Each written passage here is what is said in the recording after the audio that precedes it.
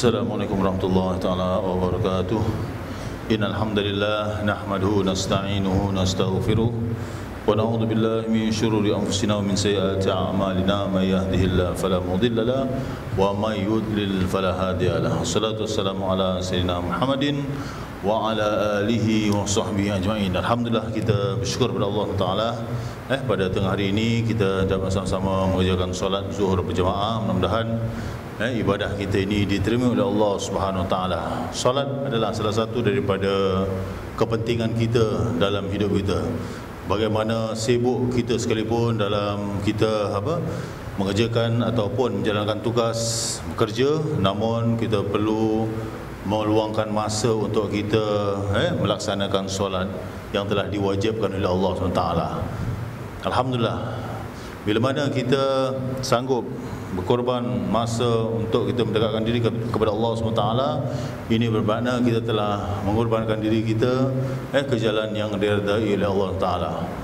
Mungkin kita punya tuan bos sampai 4 atau 5, kita kena jaga bos-bos itu, tapi tuan atau bos yang paling besar adalah Allah SWT. Lepas itu selalu kita ucapkan dalam solat kita, Maliki Yaumiddin. Dalam surah kita mengatakan Raja yang menguasai pada hari pembalasan.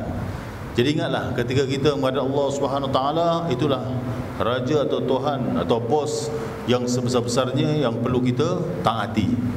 Kenapa? Kerana dia menciptakan kita, dia menjadikan kita, dan kita perlu mensyukuri melalui nikmat yang telah dikurniakan kepada kita.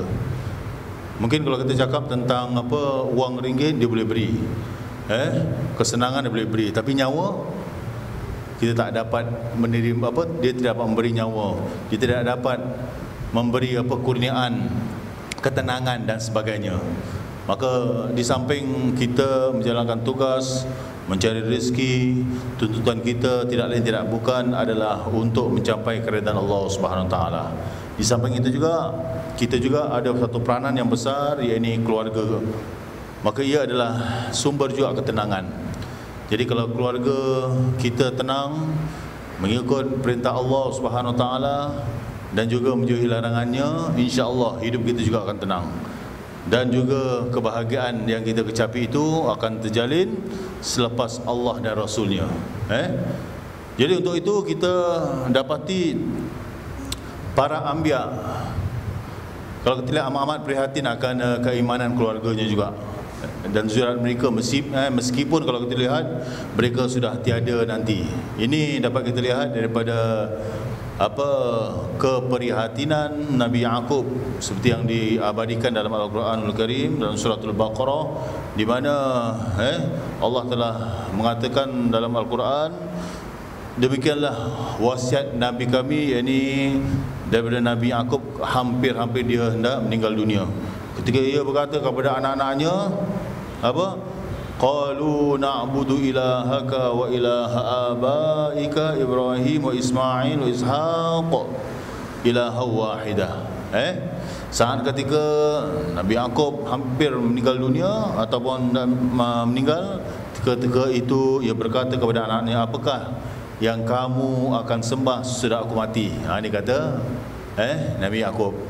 Mereka menjawab, kami menyembah Tuhanmu, Tuhan datuk nenekmu, iaitu Nabi Ibrahim, Ismail dan Ishak, iaitu Tuhan yang Maha Esa, dan kepadanya lah sahaja kami berserah diri dengan penuh keimanan. Ini salah satu ucapan yang diucapkan oleh seorang Nabi tadi kepada anak-anaknya. Kita juga begitu. Kita pastikan, kita harap supaya anak-anak kita juga mencontohi apa yang diucapkan oleh Nabi Yaqub, dan semoga insya-Allah kita mendapat kebaikan dunia dan akhirat. Saya dimaklumkan Ustaz Salim pun dalam perjalanan. Ini saya mengisi masa kosong beliau, dan kita penuhi masa-masa kita ini dengan kebaikan. Kita penuhi aktiviti ini dengan kebaikan. Jadi saya serahkan kepada Ustaz Salim untuk masuk. Silakan Ustaz. Kami menunggu kehadiran Ustaz. Di sini Ustaz Rasid pun ada. Fadhal, syukur.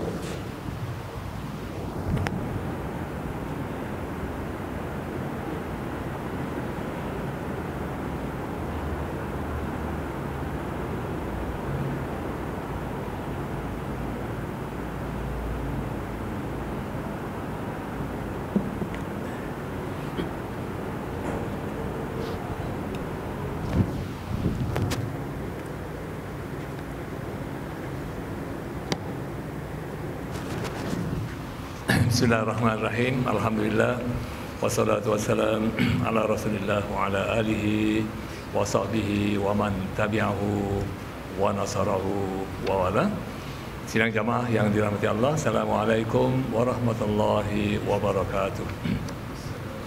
Alhamdulillah, kita bersyukur kepada Allah Subhanahu wa taala pada pagi atau tengah hari ini atau petang ni, dengan izin Allah Subhanahu wa taala kita dapat bertemu di sini dan mudah-mudahan pertemuan kita membawa kebaikan. Jadi saya tadi lambat bukan kerana apa, lambat kaunseling. Buat kaunseling tadi lambat habis, jadi lambat dah datang. Tapi tak apalah, ala kulli hal dapat hadir di sini dan dapat menyambung hadis pilihan yang selama ini kita bincangkan. Hadis yang kita akan bincangkan pada hari ini ialah hadis yang berkaitan dengan masalah al-iqtisad, maknanya ekonomi juga. Yang maksudnya berekonomi dalam urusan perbelanjaan. Dalam hadis yang lalu yang kita bincangkan ialah kita hendaklah tekun dalam membuat perancangan dan juga pekerjaan. Dan dalam hadis ini Nabi kita nak ingatkan bahawa ekonomi maknanya berjimat cermat. Yang kita nak belajar sini ialah berjimat cermat dalam ekonomi. Daripada Ibnu Umar radhiyallahu an, Rasulullah sallallahu alaihi wasallam bersabda, al-iqtisad fin nafaqati nisful ma'isyah wa tawaddud ila nas nisful aqli wa husnus su'al nisful ilmi. Maksudnya berekonomi dalam nafkah adalah separuh kehidupan dan perasaan kasih sayang sesama manusia adalah separuh akal, dan persoalan yang baik adalah separuh daripada ilmu. Jadi ada 3 pengajaran yang boleh kita dapat daripada hadis ini. Pertama ialah masalah berhemah dalam perbelanjaan. Yang kedua ialah masalah berkasih sayang, maknanya berkomunikasi dan berinteraksi dengan cara yang baik dengan sesama manusia. Dan yang ketiga ialah mengemukakan soalan-soalan yang baik-baik. Kerana itu ini 3 perkara yang akan dibincangkan oleh hadis ini. Hadis ataupun perkara yang pertama ialah iktisad. Al-iktisad ni maknanya berekonomi ataupun belanja dalam keadaan yang hemah. Kita mesti ingat, walau macam mana besar pendapatan kita sekalipun, kita tidak disuruh untuk membazir. Itu konsep ataupun prinsip yang paling utama sekali yang mesti kita ingat. Walau sebanyak mana yang kita perolehi, walau sekali mana pun yang kita perolehi, kita tidak dibenarkan untuk membazir. Malah haram bagi kita membelanjakan harta kita pada jalan-jalan yang tak diredai oleh Allah Subhanahu wa taala. Malah kita dimurkai oleh Allah, berdosa, kerana di hari akhirat pula setiap harta benda yang kita miliki itu akan ditanya oleh Allah Subhanahu wa taala. Dalam satu hadis yang maksudnya berlebih kurang tentang harta yang dikurniakan kepada kamu, kepada siapa atau bagaimana cara kamu belanjakan. Jadi oleh kerana itu, walaupun kita banyak duit, walaupun kita banyak harta, sumber pendapatan kita di mana-mana ada, tapi kita mesti ingatlah larangan Allah supaya kita tidak membazir. Wala tubadzir tabdzira, janganlah kamu membazir-bazirkan apa saja nikmat yang diberikan kepada kamu. Wala tusrifu, jangan juga kamu berbelanja lebih-lebih. Innallaha la yuhibbul musrifin, Allah tak suka kepada orang-orang yang berbelanja berlebih-lebihan. Dan dalam ayat yang lain juga Tuhan menerangkan, innal mubadzirina kanu ikhwana syayatin, sesungguhnya orang yang mubadzir itu adalah orang-orang ataupun sahabat-sahabat atau kawan-kawan syaitan. Jadi oleh kerana adanya tegahan, adanya peringatan dari Allah Subhanahu wa taala agar kita tidak berbelanja mengikut sesuka hati, maka kita hendaklah sentiasa berhemah dalam mengeluarkan perbelanjaan untuk keperluan harian kita. Jadi bila kita nak berbelanja, kita kena tengok keperluan lah. Berapa keperluan kita dalam sebulan umpamanya, termasuklah duit makan minum kita, perbelanjaan rumah, perbelanjaan air lampu, perbelanjaan anak-anak ke sekolah, dan perbelanjaan kita pergi balik kerja. Dan di waktu yang sama, jangan lupa juga kita ketepikan juga untuk bersedekah, untuk berderma dan untuk berinfak fi sabilillah, kerana itu juga termasuk dalam kewajipan-kewajipan bagi orang-orang yang ada kelebihan. Jadi sekurang-kurangnya ada yang kita belanjakan untuk diri kita, kita tetap dapat pahala dari Allah Subhanahu Wa Taala. Dan ada juga yang kita masukkan dalam saham akhirat, double duit kita, double kita punya modal. $1 kita masukkan dalam $1 yang kita dermakan, $100 yang Tuhan akan berikan kepada kita. Jadi sebab itulah Nabi mengatakan al-iqtisad fin nafaqati nisful ma'isha, berekonomi dalam nafkah dan perbelanjaan adalah separuh daripada kehidupan. Jadi salah satu cara hidup di dunia ini mestilah berekonomi dan berbelanja dengan secara himmah. Jangan, sebab itu kita tengok kadang-kadang ada orang yang gaji besar tapi dia menghadapi banyak masalah hutang kerana belanja ikut suka hati je, ikut nafsu. Ada barang yang dah masih lagi boleh pakai dan sebagainya, ditukar dan sebagainya. Rumah yang masih cantik lagi, ditukar perhiasannya, tukar dia punya renovation dan sebagainya, kerana kononnya dah outdate dan dah tak sesuai dengan zaman sekarang. Padahal tak begitu perlu. Walaupun kita tahulah bahawa rumah kita tu perlu dihias dari semasa ke semasa agar kita dapat duduk dalam keadaan aman dan tenteram. Tapi di waktu yang sama kita mesti kena tengok keperluan. Adakah perlu tidak untuk kita menukar ataupun membuat satu hiasan baru semata-mata kerana nak ikut nafsu kita, sedangkan itu tak begitu diperlukan. Jadi inilah yang kita perlu perhatikan. Sebab itu saya katakan tadi, ada orang yang gajinya besar, pendapatannya besar, tapi mengalami hutang yang banyak dan kadang-kadang mengalami kesusahan dan silap-silap langkah, kena declare bankrupt dekat court dan sebagainya disebabkan salah mengatur kewangan mereka. Walaupun mereka punya wang yang banyak tapi tak diatur dengan betul, tak diatur mengikut apa yang dikehendaki oleh Islam, oleh Allah, oleh Rasulnya, maka dia tak mendapat kebaikan daripada wang yang banyak.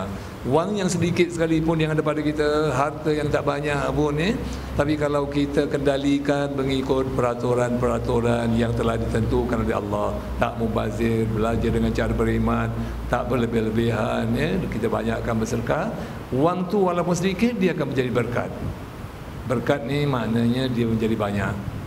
Walaupun nampaknya sedikit, dia jadi berkat. Sebab itu pada satu masa bila Nabi kita Muhammad sallallahu alaihi wasallam ni makan bersama rakan-rakannya, jadi ada tinggallah sisa sikit, tiba-tiba datang seorang hamba Allah masuk, terus masuk duduk ikut sama makan, menjamu selera atas apa hidangan yang ada. Dia terus ambil tinggal 2 keping roti itu dia makan.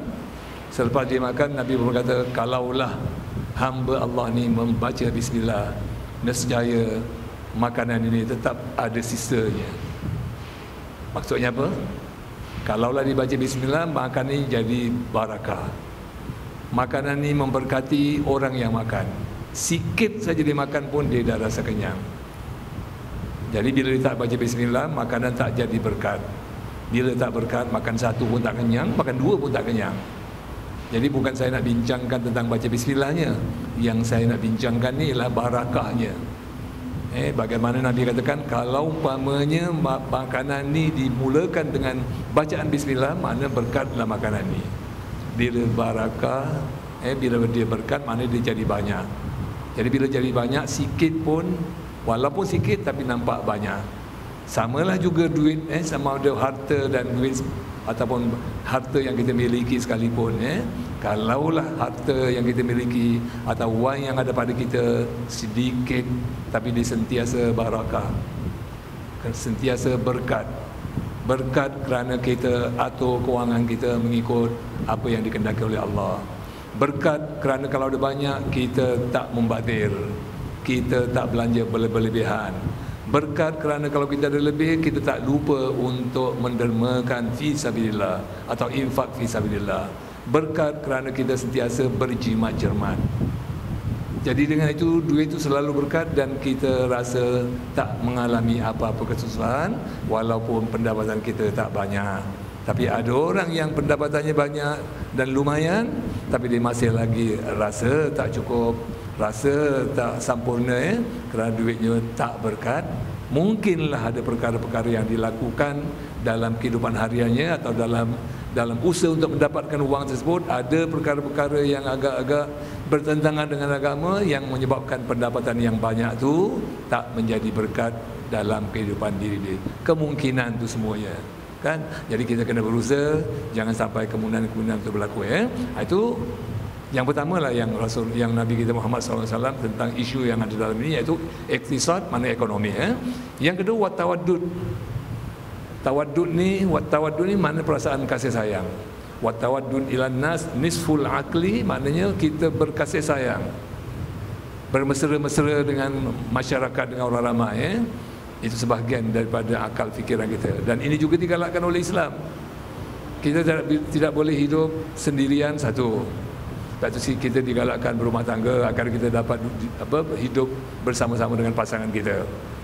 Kita juga disuruh bercampur dengan berjamaah, disuruh bercampur dengan kawan-kawan, agar kita tidak hidup sendirian juga. Kerana hidup sendirian, Nabi kata orang yang hidup sendirian samalah seperti kambing yang selalu mencari makan sendirian. Dia lebih senang diterkam atau dimakan oleh serigala, sebab dia seorang, dia satu ekor sendiri. Jadi serigala pun nampak dia kejar dia je. Kalau dia banyak-banyak, serigala itu kejar banyak, nasiblah mana yang kena. Jadi kalau kita bersendirian, tak mau campur orang, dengan alasan kita takut nanti buat salah, banyak campur, banyak buat salahnya. Jangan fikir macam itu. Banyak campur bukan banyak yang jadi banyak buat salahnya kalau perangai kita tak betul. Kalau perangai kita betul, cara kita bercampur, bergaul dengan betul, tak ada apa yang kita nak takutkan dengan orang. Malah kalau kita bercampur dengan masyarakat, bercampur dengan orang, banyak faedahnya. Pengalaman-pengalaman orang ni boleh kita timba. Mungkin kita ada masalah sakit umpamanya, yang dah kita pergi ke doktor pun tak baik-baik, dah pergi hospital pun tak baik. Jadi bila ada orang dengar, oh penyakit ini saya pun pernah kena, atau bapak saya atau pakcik saya pernah kena, dia hanya makan benda ini aja, kemungkinan juga. Jadi pengalaman orang tu membantu kita. Kita mencarilah daun ke ataupun apa ubat makanan ke yang dia makan oleh bapaknya atau oleh pakciknya menyebabkan sakit itu sembuh. Jadi dia makan dengan sendiri, insya-Allah sembuh kerana pengalaman kawannya menerusi pakciknya atau pakcik. Itu pun faedah orang yang berkawan.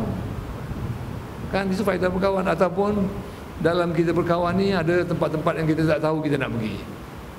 Mungkin kita tak tahu kat mana tempat kita pergi. Tiba-tiba ada orang dalam kalangan yang kita kenal tu, dia tahu kalau ini kamu nak dapatkan bantuan, pergilah ke kementerian ini atau pergilah ke ofis ini. Itu semua melalui apa? Melalui teman juga. Jadi maknanya banyaklah kelebihan. Malah kadang-kadang teman kita juga boleh menggalakkan kita buat baik. Mungkin kadang-kadang seseorang tu dia belum lagi mendirikan solat, tiba-tiba dia kawan dengan orang-orang yang banyak mendirikan solat. Bila hari Jumaat semua pergi sembahyang, atau zuhur sama-sama pergi sembahyang, lepas tu baru makan. Dia lama-lama pun dia terikut-ikut. Bila terikut, nanti ditanya kawan siapa yang boleh pimpin di sembahyang. Kawannya akan tunjukkan, oh kau pergi jumpa dekat imam dekat Masjid Muhammad Saleh ni, minta tolong dia ajar secara direct dengan kamu, insya-Allah dia akan tolong. Itu melalui siapa? Melalui kawan. Itulah faedahnya kita berkawan dengan orang. Banyak faedah-faedah untuk peribadi kita dapat, untuk keluarga kita dapat, dan untuk apa keperluan kita pun kita boleh dapat. Itulah kalau kita berkawan. Dan apabila kita berkawan, kita kena jagalah dia punya peraturannya. Peraturan orang yang bersahabat ni, pertama sekali mestilah jujur. Maknanya selalu cakap benar, jujur, tak pernah nak cuba menjatuhkan kawan, tak pernah cuba nak mengkhianati kawan, dan tak pernah juga nak merosakkan bisnes kawan ke pekerjaan kawan. Jadi kalau kita boleh hormat kawan kita, dia sebagai seorang pekerja, hormat dia sebagai seorang manusia, hormat diri dia sebagai seorang teman kita yang banyak berjasa dengan kita, maka dia tentu akan senang berkawan dengan kita. Tapi kalau kita tak hormat dengan dia, baru berkawan kita dah tunjukkan belang kita, dah tunjukkan yang kita ni macam seolah-olah pandai, lebih pandai dari dia. Siapa nak berkawan dengan kita? Baru berkawan nak tunjuk pandai, nak tunjuk rasa macam dia paling pandai, orang lain tak pandai. Siapa yang suka berkawan dengan orang yang nak tunjuk pandai? Tak ada orang suka. Katalah kalau saya nak selalu tunjuk pandai saya yakin tuan-tuan dan puan-puan, tuan-tuan dan bapa-bapa sekalian yang ada di sini ni takkan dengar saya punya cakap pun. Saya ni nak tunjuk-tunjuk tu kan. Tapi oleh kerana kita boleh, orang kata boleh berkawan dan boleh bercakap dan boleh berbual, boleh bergurau, dan kita hormati, masing-masing saling hormat menghormati, sebab itu kita boleh duduk bersama, boleh berbincang bersama. Jadi sebab itu Nabi kata watawaddud ilan nas, berkasih sayang, bersahabat dengan manusia, nisful aqli, sebahagian daripada kesempurnaan akal. Kerana orang yang berakal, dia tentu tahu kelebihan orang yang berkawan. Orang yang berakal tentu dia akan dapat manfaat daripada berkawan. Dan orang yang berakal tentu dia dapat banyak faedah daripada percampurannya dengan sahabat-sahabat dan kawan-kawan. Jadi kita janganlah, orang kata, menyendiri begitu saja. Kita berkawan supaya kita dapat perkenalan, satu, dapat menyambungkan tali silaturahim antara sesama umat Islam, dan bila kita berkawan juga banyak pengalaman-pengalaman kawan-kawan kita, sama ada pengalaman dari hukum-hukum agama, atau daripada pekerjaan harian, atau dari apa benda pun, daripada sosialnya ke pekerjaan dan sebagainya, boleh kita dapat dari mereka dan boleh kita manfaatkan. Itulah kelebihan orang berkawan, itulah kelebihan orang bersahabat. Tapi kalau orang yang bersendirian, dia tak mungkin dapat apa-apa. Saya tengok beberapa kali bila saya nikahkan orang, sampai ke majlis yang ada dalam tu 4-5 orang. Saya kira tengok laki-laki tak cukup, tak ada 2 pun, bapa satu laki-laki. Saya kata lagi satu saksi siapa ni, perempuan semua ni? Lagi satu saksi ni belum belum lagi cari, ini dululah. Sekarang kan bila buat permohonan mesti dah masuk ke nama saksi, jadi saksi datang. Ni dulu kan on the spot boleh jadi saksi. Saya kata satu je macam mana? Lagi satu ni lagi nak carilah, tengok lagi nak cari.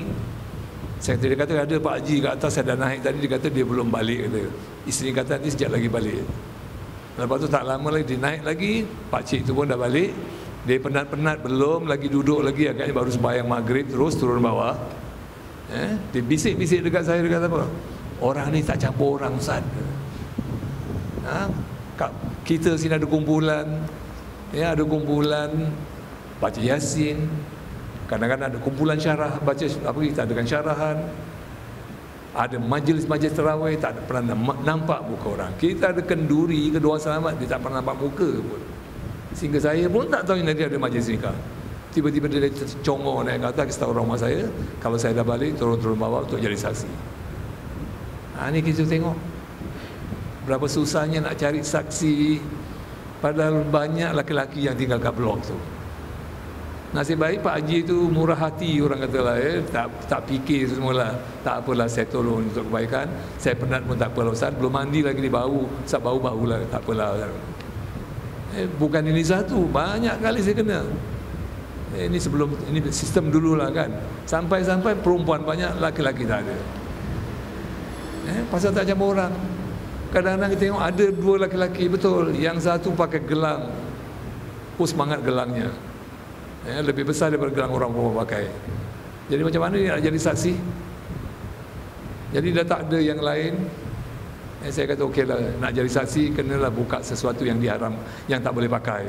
Haram salah nanti dimarah pula. Yang tak boleh pakai, awak tanggalkanlah. Kalau leher tu, tanggalkanlah leher awak. Kalau gelang tu, tanggallah gelang awak. Sebab kita nak jadi saksi, biarlah bersih. Ini pun sama juga. Sebab kalau orang campur orang, dia tentu bila ada majlis dia jemput orang, orang datang.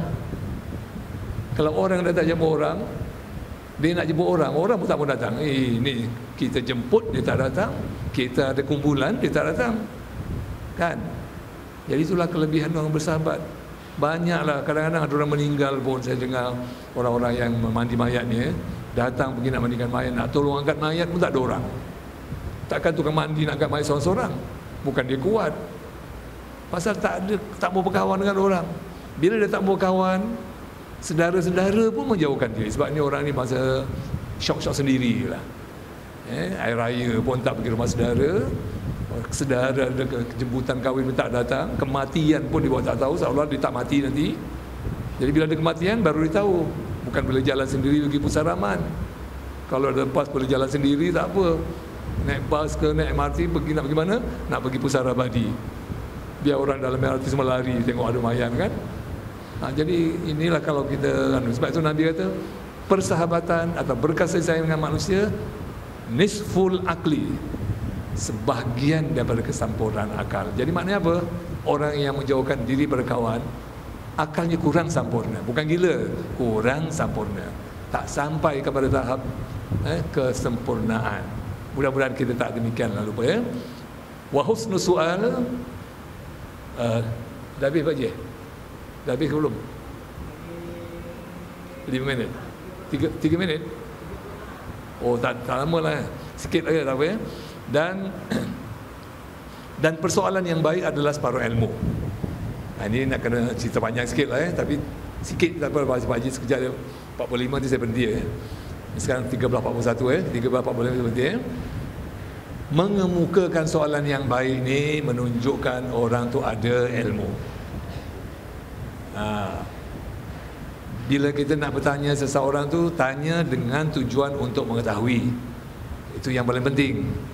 Bukan tanya dengan tujuan untuk menguji. Kalau dengan tujuan untuk menguji, jangan tanyalah. Dia dah ada jawapan, ini nak uji ustaz tu, nak uji guru tu, pencara tu, jangan tanya. Itu namanya tak ikhlas. Bila tak ikhlas tu bukan datang daripada ilmu yang baik. Orang yang ada ilmu ni adalah orang yang terhormat, orang yang rendah diri, orang yang menghargai orang lain. Itu orang yang berilmu. Tapi kalau orang nak menguji orang, itu orang yang tak ada ilmu. Ilmu tak mengajar demikian rupa. Kalau orang nak apa lagi, bukan nak menguji, nak merendahkan tentang ilmu orang, itu ilmu pun tak ajar macam itu. Apa ilmu pun tak ajar. Ilmu agama tak ajar, ilmu psikologi tak ajar, ilmu biasa pun tak ajar. Ilmu adab pun tak ajar. Mana kita boleh nak uji apa, tanya nak jatuhkan orang punya maruah. Itu bukan ada ilmu. Atau tanya dengan tujuan nak memalukan dia, itu pun bukan ilmu. Pertanyaan macam